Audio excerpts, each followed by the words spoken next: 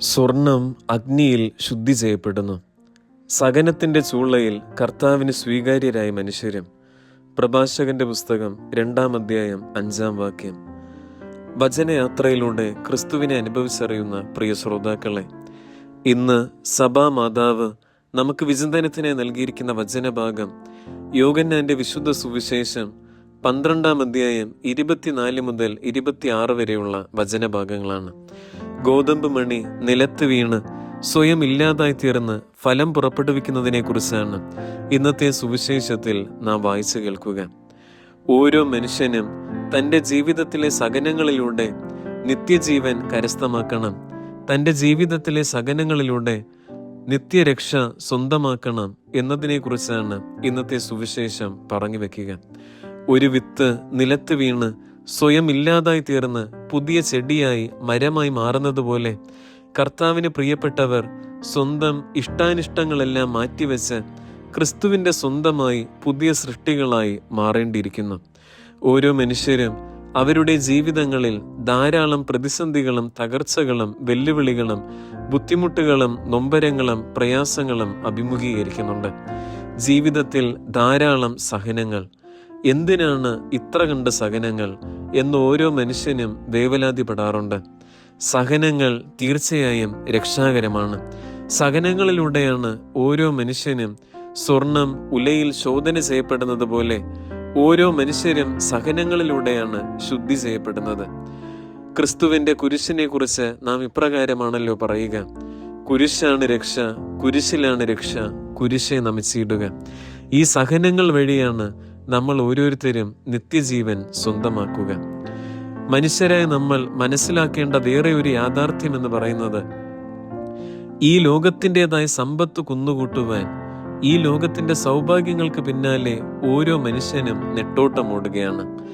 ദൈവത്തിന് പ്രഥമ സ്ഥാനം ജീവിതത്തിൽ നൽകാനാകാതെ ജീവിതത്തിൻ്റെ തിക്കിലും തിരക്കിലും പെട്ട് സമ്പത്തിനും സ്ഥാനമാനങ്ങൾക്കും പിന്നാലെ ഓരോ മനുഷ്യനും നെട്ടോട്ടമോടുകയാണ്.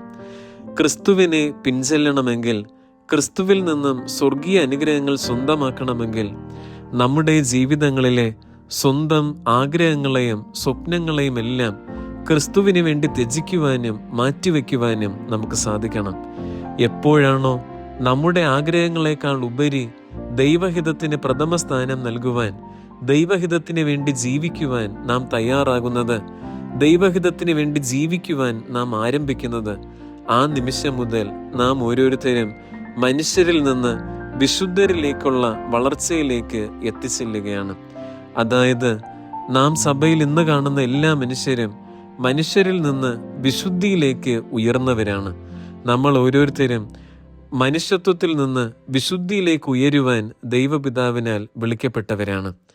വിശുദ്ധ പൗലോസ് അപ്പോസ്തലൻ കൊറിന്തോസുകാർക്ക് എഴുതിയ 2-ാം ലേഖനം 5-ാം അധ്യായം 17-ാം വാക്യത്തിൽ നാം ഇപ്രകാരം വായിക്കുന്നുണ്ട്: ക്രിസ്തുവിൽ ആയിരിക്കുന്നവൻ പുതിയ സൃഷ്ടിയാണ്, പഴയത് കടന്നുപോയി, ഇതാ പുതിയത് വന്നു കഴിഞ്ഞു.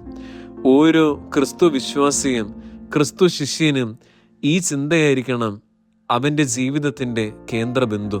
ക്രിസ്തുവിലായിരിക്കുക, പുതിയ വ്യക്തിയായി തീരുക, പഴയ പാപാവസ്ഥകളെല്ലാം പൂർണ്ണമായും മാറ്റിവെക്കുക.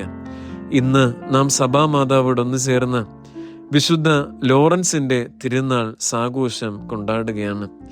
രക്തസാക്ഷികളുടെ ചുടി നിണത്താൽ തഴച്ചു വളർന്നതാണ് നമ്മുടെ കത്തോലിക്ക സഭ. വിശുദ്ധ ലോറൻസ് എന്ന രക്തസാക്ഷി തൻ്റെ ജീവൻ ക്രിസ്തുവിന് വേണ്ടി പൂർണ്ണമായും ത്യജിച്ച വ്യക്തിയാണ്. സഭയുടെ സമ്പത്ത് മുഴുവൻ വിശുദ്ധ ലോറൻസ് ആണ് കൈകാര്യം ചെയ്തിരുന്നത്.